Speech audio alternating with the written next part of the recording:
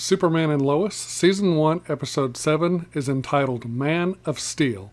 This episode is directed by David Ramsey from the Arrowverse, who played John Diggle on the hit CW superhero show Arrow. This episode begins right where the last one leaves off. Clark is flying Jordan to the Fortress of Solitude to find out what is wrong with him and how to help him. At the fortress, Clark learns that it is his new power that is showing up within Jordan, which is super hearing. The AI at the fortress tells Clark that Jordan must learn to control his hearing just like Clark did, and that it'll take time. Back at the farm, Clark and Jordan have returned and tell Lois and Jonathan what is going on. For the time being, Jordan will have to wear noise reduction earmuffs over his ears so he is not constantly bombarded with all types of sounds and noises until he can get a hang of it and control it. In order to find out what Morgan Edge is really up to, Lana Lang Cushing accepts the new position he offered to her. The next morning, she and Lois speak on the phone, and Lois tells her just to look for anything out of the ordinary that might seem different or out of place, such as buildings, machines, even invoices. Lois tells her to be careful and that she does not want her doing anything that she feels is unsafe. Lana tells Lois that she will call her if she finds anything. Lois tells Clark that she found the real Marcus Bridgewater, and the guy she was in the mines with lied about who he really is. At Edge Intercorp, Morgan Edge is getting frustrated with what has taken place so far, and that Lois Lane, Captain Luthor, and Superman are snooping around and messing up his plans. He asks Leslie Larr how they are supposed to get the X-Kryptonite out of the mines. Leslie suggests sending out a small shipment to see who comes for it, and that the intel could prove valuable. Morgan Edge agrees, but at the same time, he sternly tells her that he will not tolerate any more failures. Lana goes to her new job, and Morgan Edge informs her that he wants her to create a leadership program to five candidates to be starters of this program. While Lois is out and Jonathan is at school, Clark and Jordan are back at the farmhouse, and Clark is helping Jonathan learn to control his new super hearing power with some simple tests. Clark uses dripping water from the sink faucet for Jordan to focus on. Jordan is able to focus on the dripping water for a few seconds, but then all kinds of sounds from everywhere start bombarding his ears once again, and he quickly grabs his earmuffs and puts them back over his ears. He tells Clark that he will try again later. The guy posing as Marcus Bridgewater is in his trailer on the side of the road near a cornfield just outside of Smallville, repairing his AI. He hears a knock on the door, and it is Lois Lane. She tells him to meet her at a local restaurant in town, and she says be ready to tell the truth or their team-up is over. Captain Luthor has flashbacks to his time on his Earth with Lois Lane, who he is married to, and we learn about their teenage daughter and how all this began with the black-suited Superman and the destruction of the Earth he is from. Jordan tries again to test his super hearing and to gain control of it, but this time he uses an analog clock on the fireplace mantle. He tries really hard, and even though he tries, he is still not able to focus on just the ticking sound of the clock, and all other sounds again bombard his eardrums, and it frustrates him as he puts the muffs back over his ears, and he walks away disappointed. Jonathan sees Sarah Cushing in the hallway at school, and he and Sarah don't have a very pleasant conversation because she thinks she is not being told the whole truth about why Jordan isn't at school and why Tag is with the DOD and what happened to him the night of the bonfire. Jonathan walks away from Sarah and is not happy. Lois goes to meet the guy posing as Marcus Bridgewater at the diner. While she is in there, Clark goes into his RV trailer to look around and investigate when he makes a startling discovery from his AI. Inside the diner, she and the imposter Marcus Bridgewater talk, and she says ever since they met, he has been lying to her, which he says is not true except for the name part. She asks who he is, and he says it's complicated, which does not sit well with Lois. He tells her that Morgan Edge is using the X-Kryptonite to create an army to take over the world. He tells Lois that Metropolis will be the first city to fall. Lois gets a call from Chrissy, and she tells Lois that a person she knows at the mines tells her that a shipment is going out right now. Lois tells the imposter Marcus Bridgewater that they will pick this up later, and he tells her he must speak with Superman. She turns him down and leaves. Lois and Clark meet back up in the truck, and Clark tells her what he found out. They begin pursuing the shipment truck. Clark wonders if he could actually be Lex Luthor. Lois tells him that with everything they know about the multiverse now, that anything is possible. They talk about the possibility of him being a relative of Lex Luthor, and that he worked for Luthor Corp, which cannot be a coincidence. Captain Luthor gets into his RV and learns from his AI that Clark was inside the RV, but he tells it that Clark isn't a threat. He also learns of the shipment leaving the mines. Armed men are inside of a black van that is following the truck that's carrying the shipment of X-Kryptonite, which is the setup shipment set up by Leslie Larr and Morgan Edge. The imposter, Marcus Bridgewater, intercepts the truck. Clark sees the men inside the back of the van following the truck and is able to get them out of there before there is a shootout between Imposter Marcus and those men. Imposter Marcus recovers the X-Kryptonite from the truck. Lois pulls up to where the Imposter Marcus has the truck stopped and is recovering the X-Kryptonite when Lois and Clark pull up as well. Lois gets out of the truck not happy and asks him what he is doing, and he says, "Same thing as you." Lois says, "No, we were following the truck, hoping to learn where it went, which now we will never know since you went full-on Rambo." Back at school, Jonathan is in the hallway again at his locker when Sarah comes up to him and apologizes for accusing him and Jordan of lying and being a jerk. Jordan, back at home, is still trying to work on his super hearing and being able to focus on one sound. He finds a photo of Sarah on his phone and focuses on that, and he is able to concentrate and hear one sound, and he hears the voice of Sarah. But he also ends up hearing a conversation between her and Jonathan at school, which makes him jealous and angry, and he punches the wall. Back out where Clark, Lois, and Imposter Marcus recovered the X-Kryptonite from the truck, they discuss why Edge would send such a small shipment, and Imposter Marcus tells Lois again that he needs to meet and speak with Superman to be able to stop what is going on. While Imposter Marcus is talking to Clark and Lois, he has a flashback to his past life, and he and his daughter watch the evil black-suited Superman kill Lois Lane live on TV as she is reporting on the chaos and destruction that he and others are causing. He also has flashbacks of him and his daughter working on his suit, his weapons, and all the technology in order to destroy the evil black-suited Superman. Back in the present day, as they are talking, Lois agrees to set up a meeting between the Imposter Marcus and Superman.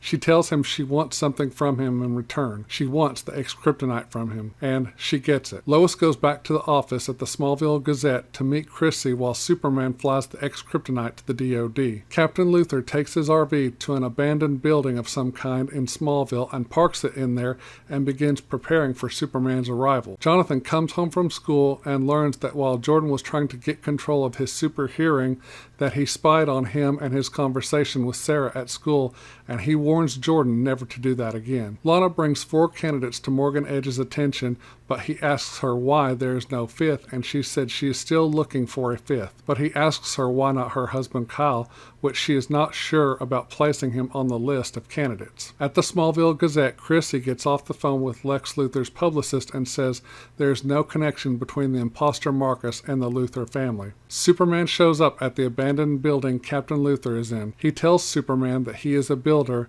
and that it has been a while since he's been paid to build something.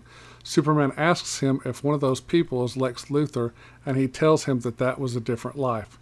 He tells Superman he is there to prevent the end of the world and that he is going to be the one who saves it. He tells him Morgan Edge is involved, but he is not the main threat.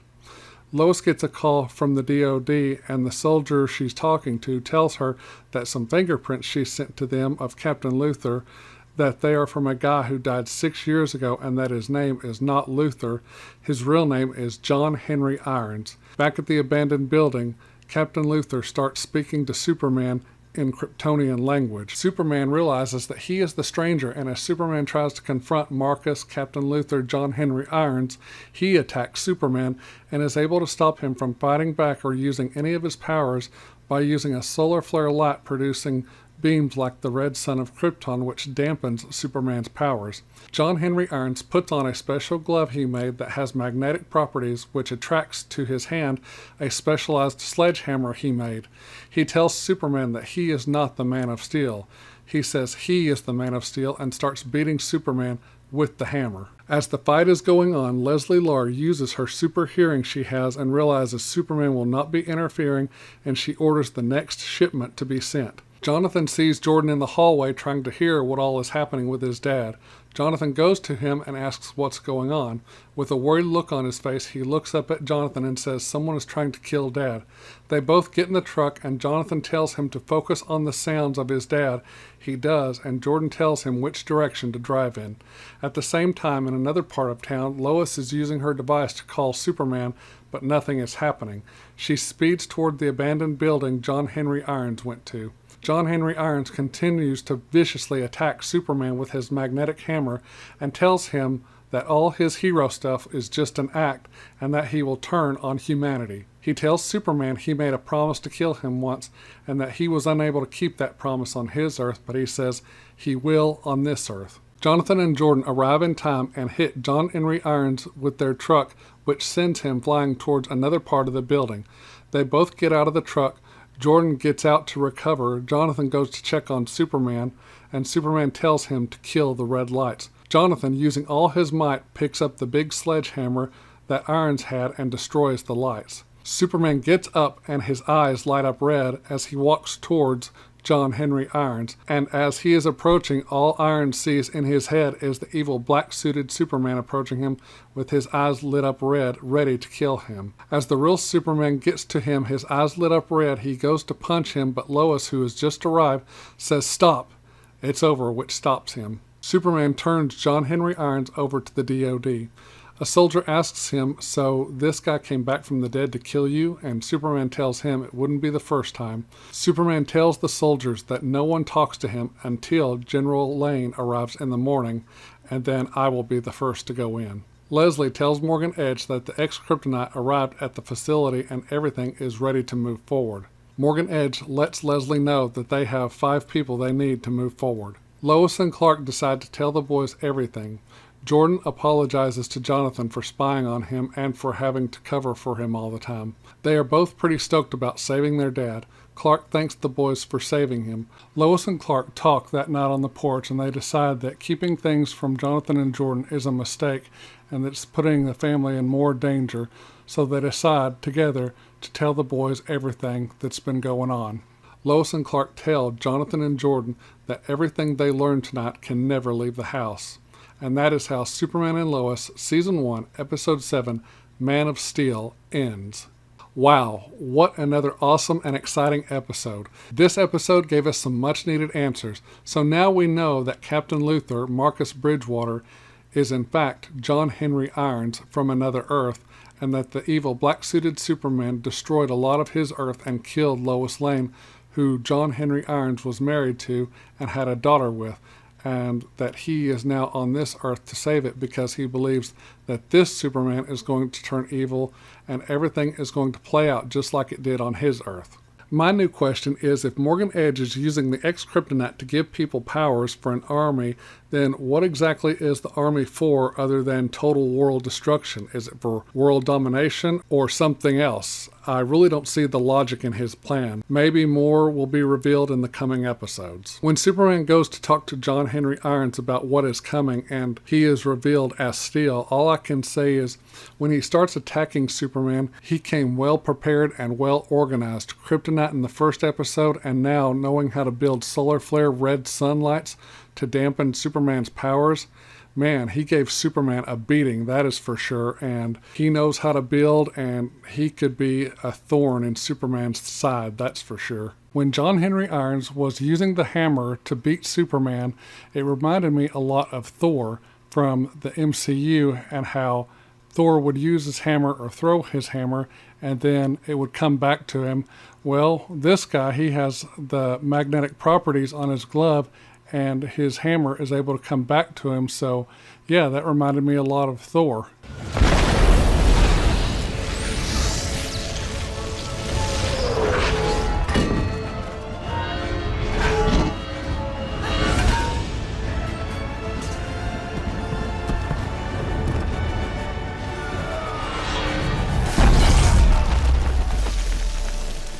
I've got this completely under control.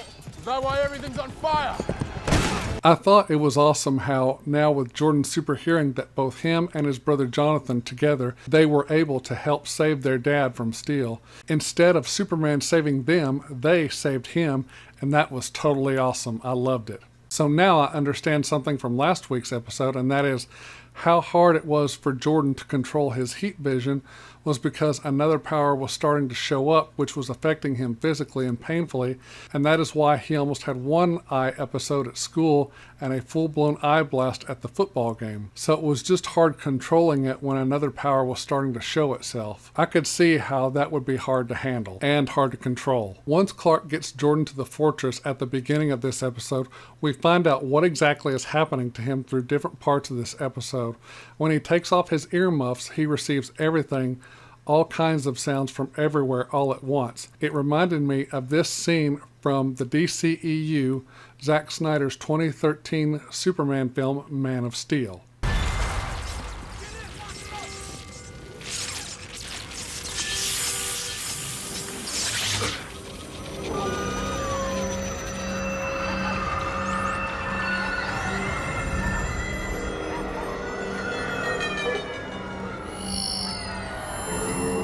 What have you done to me?